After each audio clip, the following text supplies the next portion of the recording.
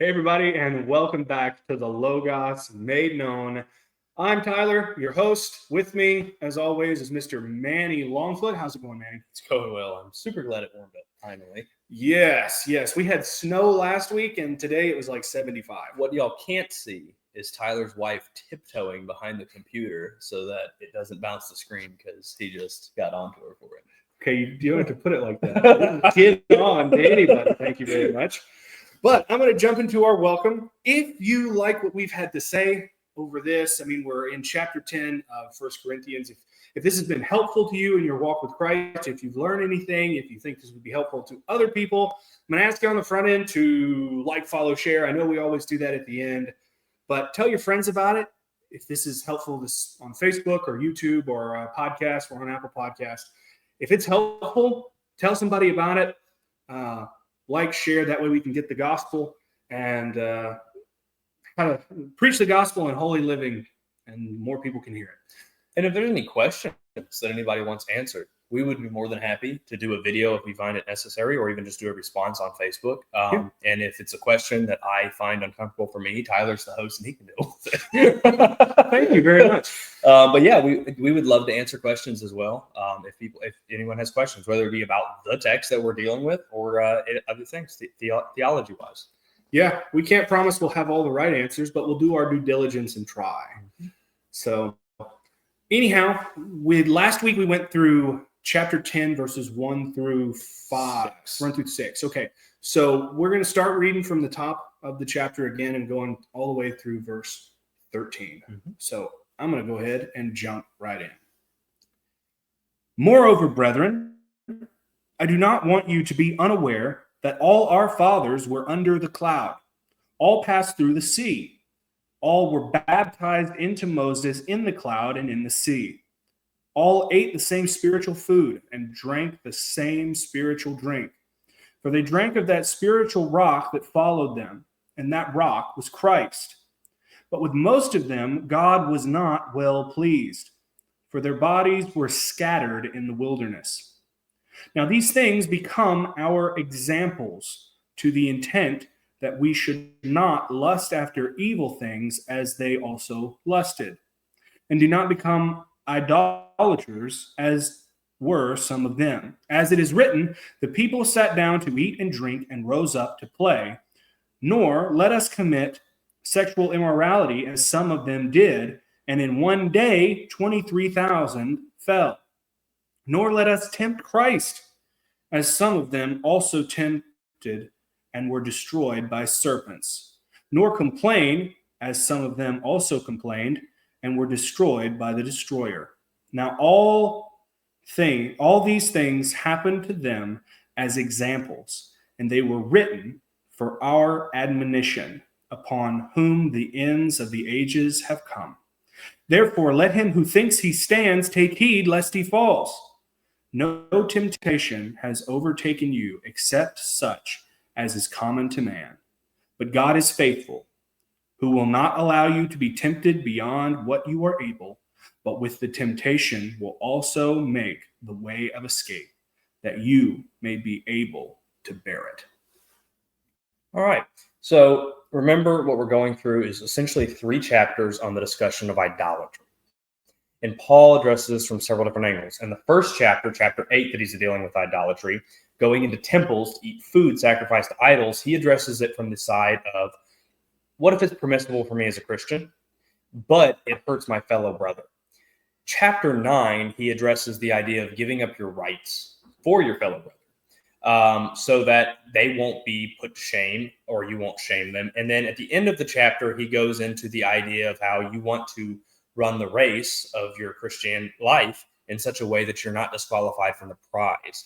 And so what he does in chapter 10 is he goes into the dangers of being flippant with your Christian rights and saying, well, I have this right to eat meat in the temple, therefore I'm going to do it, and saying, well, let's look at Israel's past and see what God did to punish them when they were just flippant with these issues and they were willing to commit sexual immorality and they were willing to commit idolatry and so forth and so forth. And so that's essentially what we'll be doing, is going through some Old Testament passages and how they apply as a warning to us. Absolutely. Again, it's always important to look at the type of genre that you're reading. Mhm.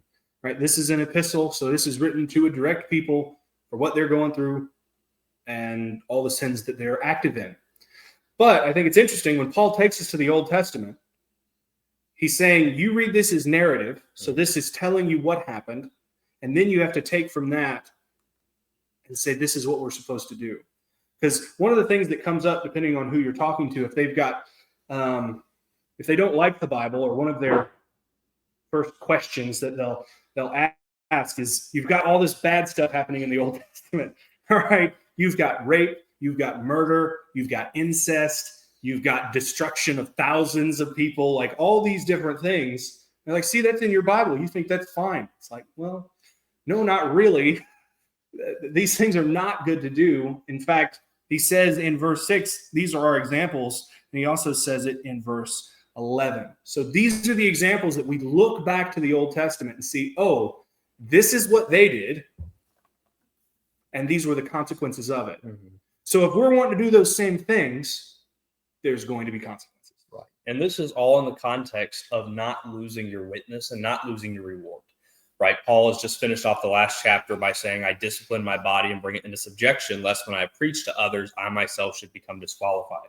So the context of this is, what happens when you willfully sin against God and you don't care what he says? Well, essentially, Paul's answer is, you're going to lose your witness, you're going to lose your reward, and you may even lose your life. And in all these cases, somebody lost their life. And so it is a judgment on someone's willingness to sin. So with that being said, you ready to jump in? Sure. All right, let's start in verse 5, after he's just got done explaining that the Israelites had all these things, right? They had God going with them. They were baptized into Moses. They passed through the Red Sea. And then he says in verse 5, but with most of them, God was not well pleased, for their bodies were scattered in the wilderness. And it's like, well, with most of them, what an understatement. How many of the original entered the promised land apart from those 19 and under? 2. Dose. Everyone else's bodies fell in the wilderness for their blatant sin against God. Like Tyler actually talked about last time, is jealousy. Essentially, this is what this boils down to, is God's jealousy. God will not put up with you going and worshiping another God, yourself, or no God at all. He just won't put up with it. Now let's jump in. There we go. Okay. All right. Verse 6, now these things became our examples, to the intent that we should not lust after evil things as they also lusted, and do not become idolaters, as were some of them, as it is written, the people sat down to eat and drink and rose up to play. Do you want to say anything before I went on? Kind of sticking with the same thing, but examples, right? There's 2 different types of examples, maybe more, but you have the one, okay, this is something I can model on our life after. Like you see that in Hebrews with the people of faith. You don't want to do everything they did, but you want to live faithfully. They did some pretty wacky stuff. They did. But they still made it. Did daggum Samson in there? The examples are things that we either model our lives after, or they're things that we mark and avoid. Mm-hmm.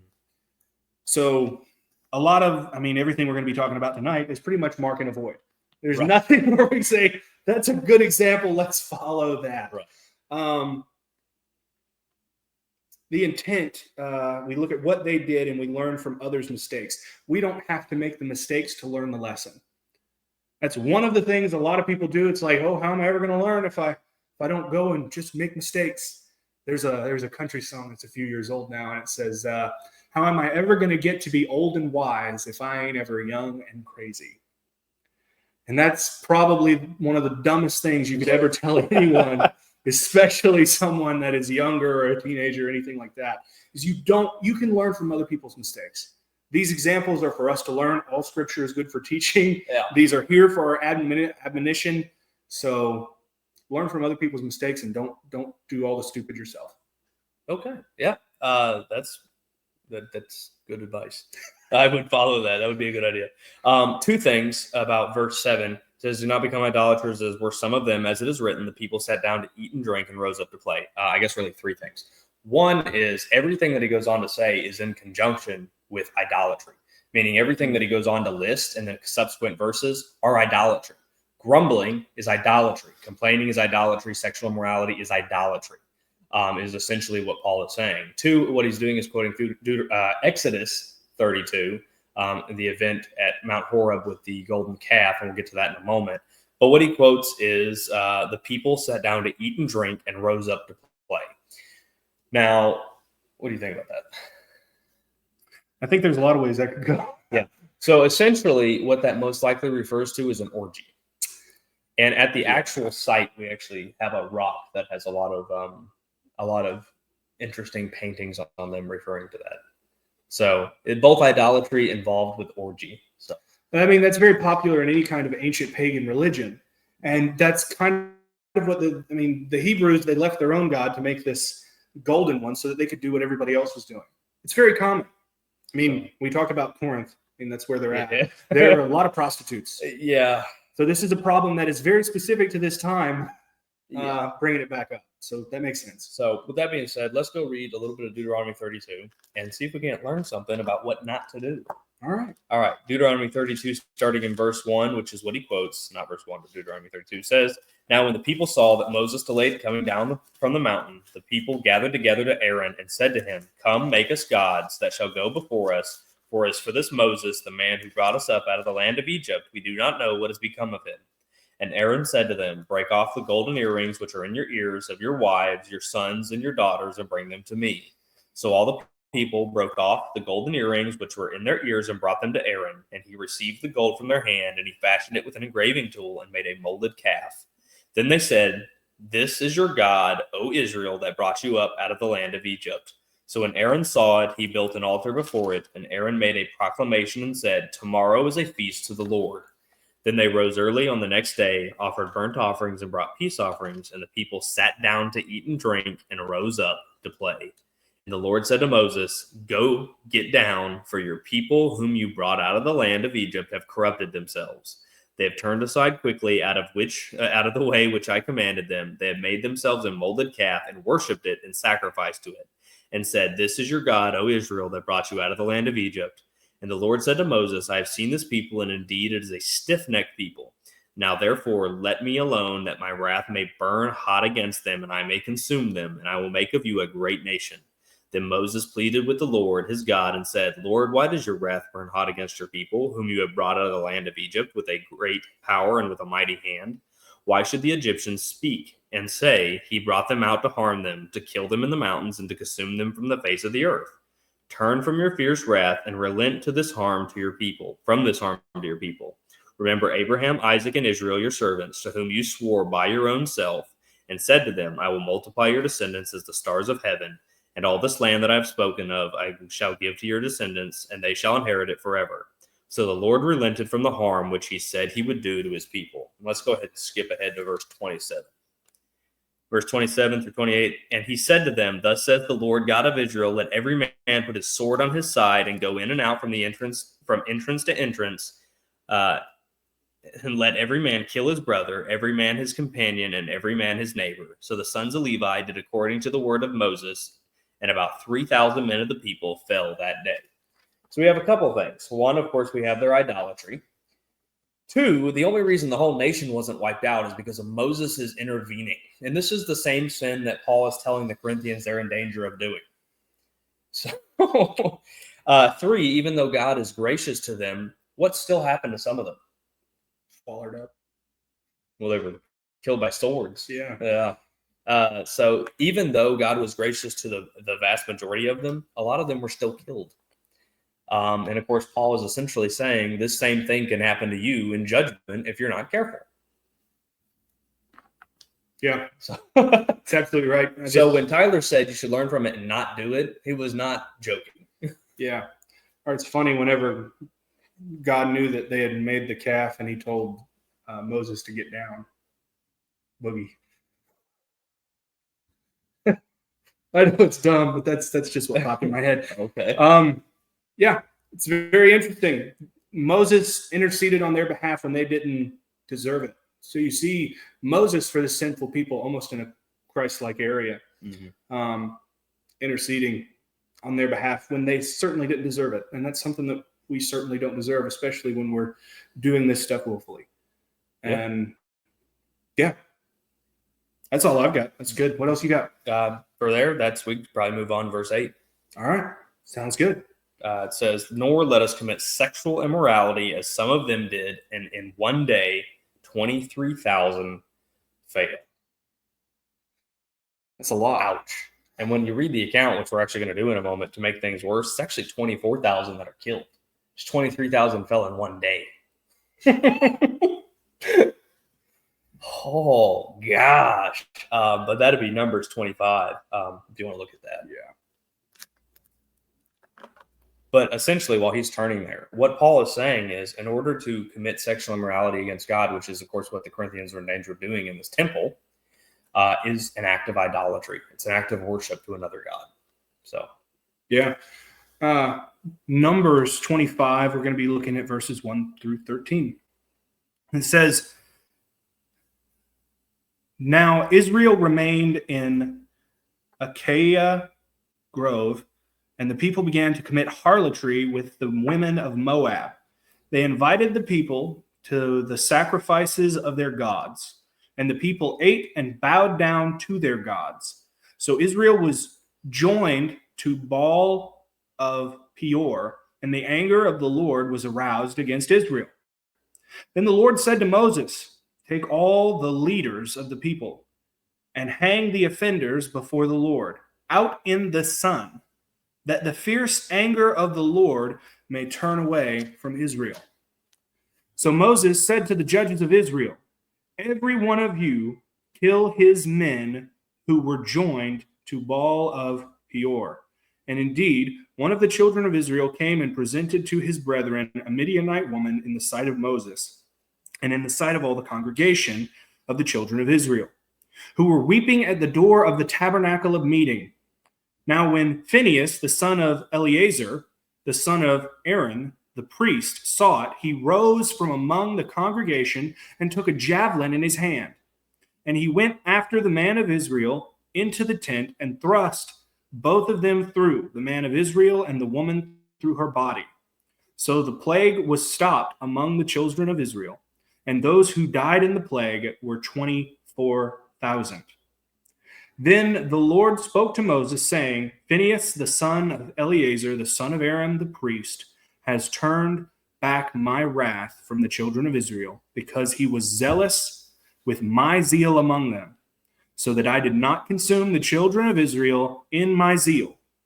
Therefore say, Behold, I give to him my covenant of peace, and it shall be to him and his descendants after him a covenant of everlasting priesthood, because he was zealous for his God and made atonement for the children of Israel.'" Golly, it's a little dramatic, isn't it? Yeah. So, yeah, essentially what you have is the Midianite women entice, and this goes also back, if you go back another chapter, you have Balaam, the same one earlier, who's part of this issue, which is why he's put to death also. And he's also used an example for sexual immorality in the book of Jude and 2 Peter and Revelation. But anyway, the Midianite women convinced the Israelites to worship Baal of Peor, and Baal of Peor is a Canaanite fertility god. So in other words, what they're doing is they're having occult sexual sacrifices with the Midianite women. And the grandson of Aaron, right, son of Eleazar, who's the son of Aaron, so the grandson of Aaron, takes a javelin, goes in and follows one of them, puts him and the woman through, and they, if you want to, in some sorts, I guess, become one flesh. That's bad. Well, they died together. They did There's die that. together. And essentially, yeah, Phinehas becomes the Christ figure in the story. He does. He makes the atonement for the people. And once again, you have an interesting scenario where you have mercy shown to the congregation as a whole, but you still see some very, what we would really call some rough judgment. Mm-hmm. It ends in the death of a lot of individuals. 24,000 people are killed because of sexual immorality and going off and worshiping another god. Yeah. Verse 10, then the Lord spoke to Moses, saying, "Phinehas, the son of Eleazar, the son of Aaron the priest, has turned back my wrath from the children of Israel, because he was zealous with my zeal among them, so that I did not consume the children of Israel in my zeal. 24,000 died, but he didn't consume the rest of them. I don't want to see his zeal in judgment in that way. If turning back the judgment, then Now, zeal. what this doesn't mean, you can't just go get a javelin and find someone in your church that's committing sexual immorality and run them through and expect God to be happy with you. No, Not the same type of zeal. No.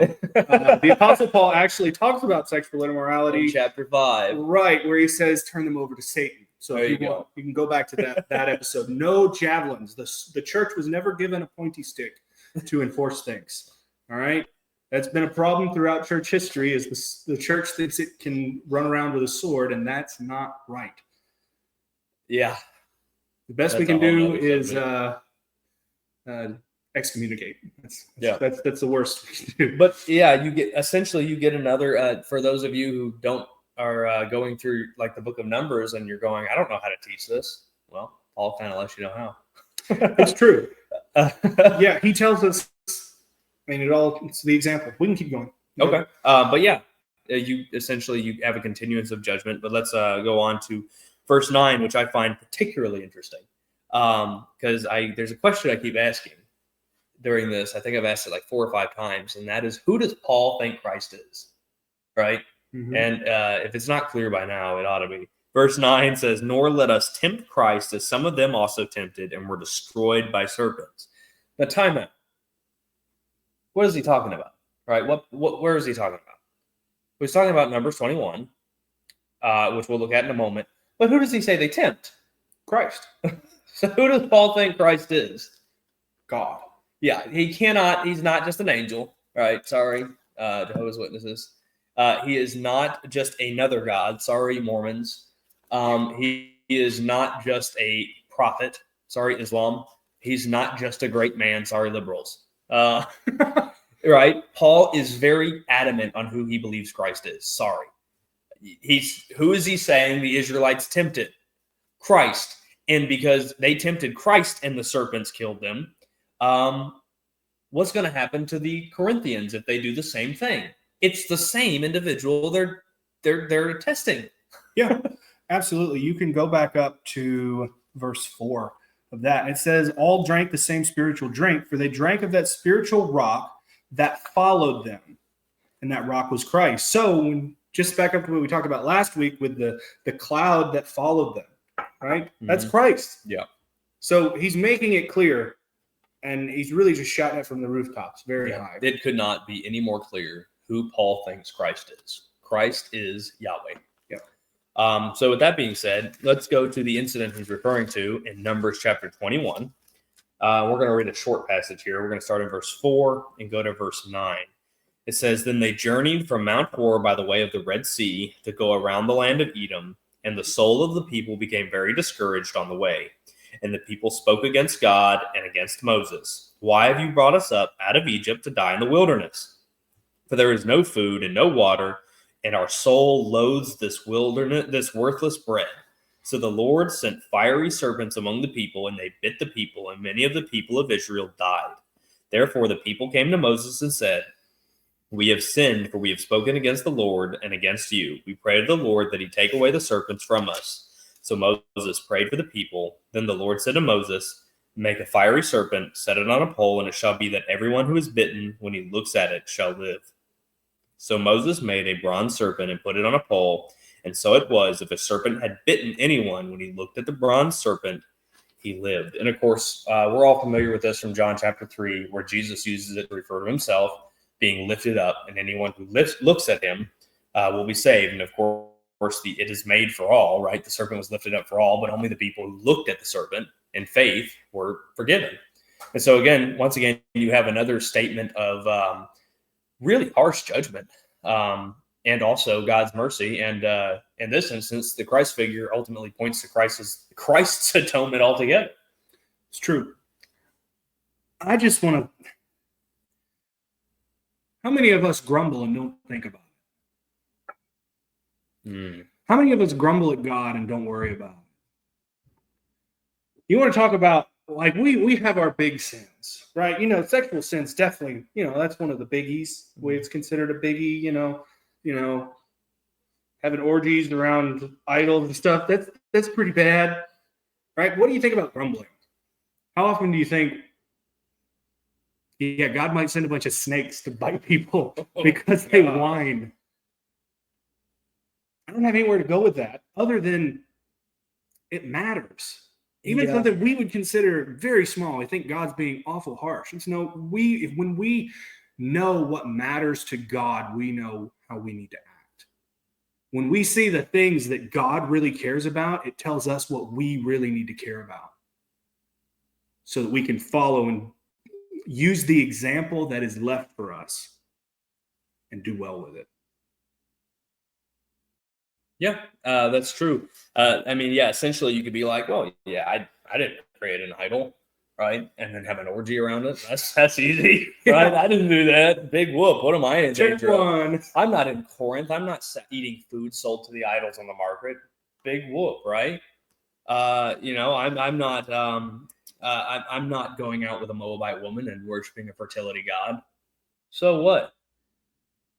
Complaining about what God has provided, because it's very specific. It's complaining about what God has provided for you and essentially telling God it's not good enough. Mm-hmm. Yeah, but we move on because the next verse actually is very specific on that. Verse 10 says, "Nor complained, some of them also complained and were destroyed by the destroyer." Now that is a reference to an angel. You see the destroying angel in the book of Exodus chapter 12 specifically as well. We're probably not going to read the chapters on this, but there's a number of places it could be referring to. Numbers 16 through 17 is most likely what I would assume it's referring to, and that has to do with Korah and his rebellion, where essentially Korah and his men rebel against Moses and Aaron, and Moses tells them, hey, if the ground splits open and you're swallowed alive to Sheol, well, then, you're wrong. You missed that one. Yeah. And that's what happens. Korah and the people following him are swallowed alive to Sheol. I said Sheol a moment ago, like a hick. Sheol. And then to what make things crazier, about 10 verses later, the next day, the people of Israel come up against Moses and Aaron and tell them they killed the people of God. Yeah, you wonder why God got angry with them. You also have another example which is similar in the Psalms. Let me see if I can pull it up here. Psalm 78, verse 29 through 30 says, "They ate till they were gorged. He had given them what they craved, but before they turned from what they craved, even while the food was still in their mouths, God's anger rose against them." While they were still eating the quail provided for them, they didn't even get done eating before they angered God again. And so sometimes it makes you wonder if it would have been better if God actually would have wiped them out, like he said to Moses. Just an observation. No theological background with that. It's just like you just wonder. Maybe that would have been better. Anyhow, it was God's idea in the first place, so you're not going to call it bad. That's true. Before you me too much. Nice one. That brings us right to verse 11, which says, "Now all these things happened to them as examples, and they were written for our admonition, upon whom the end of the ages have come." So yeah, don't be an idolater, is Paul's point. Don't exercise your Christian rights in such a way that you're even in danger of going off and worshiping another god because you think, hey, I have these rights, I can do whatever I want. That's not an appropriate way to look at it, and it may end in judgment, in severe judgment. Absolutely. You may lose your witness as a Christian. Yeah. When Paul calls the salvation grace a free gift, that doesn't mean that there aren't things for you to do after the fact. We like to think about gifts as no strings attached, right? It is true. It's a gift. You can't do anything to earn it. But once you have it, it's like if somebody gives you a car, it's yours technically. You could go drive it off a cliff, and it's yours. When God gives you a gift, it's not that. There's judgment to go along with it. There's strings attached when it comes to how you are to be in this relationship. Because there's things expected of people when they're in a relationship. And if you're in a relationship with God, you can't act like you're not in one. God doesn't do open relationships. Do you have anything else? We just finish up these last couple verses. All right. It says, verse 12, therefore let him who thinks he stand take heed lest he fall. And essentially, of course, which we kind of covered this already, is if you think you're doing good, it's time to examine yourself so that you don't fall because of your pride, right? Because you may accidentally or just habitually slip into these issues. Yeah. And then verse 13 says, no temptation has overtaken you except such as is common to man. But God is faithful, who will not allow you to be tempted beyond what you are able, but with the temptation will also make a way of escape that you may be able to bear it. So it's not like any of these things are things that the Corinthians can't avoid doing. God has made a way for them to not sin. Yeah, absolutely. We look out, want to spread the gospel, and really push that we need to live holy. Jesus said, be holy for I am holy. That's a heck of a bar to stand up to. But God doesn't just throw everything at you and say, good luck. Mm-hmm. He's with you every step of the way. And he's made a way of escape. You have anything else? I think that's it for today. All right. Again, thank you everybody for tuning in. Don't forget, hit the like, share, subscribe. Comments, questions, answers. Tell your friends. But come back, see us next week. Love you.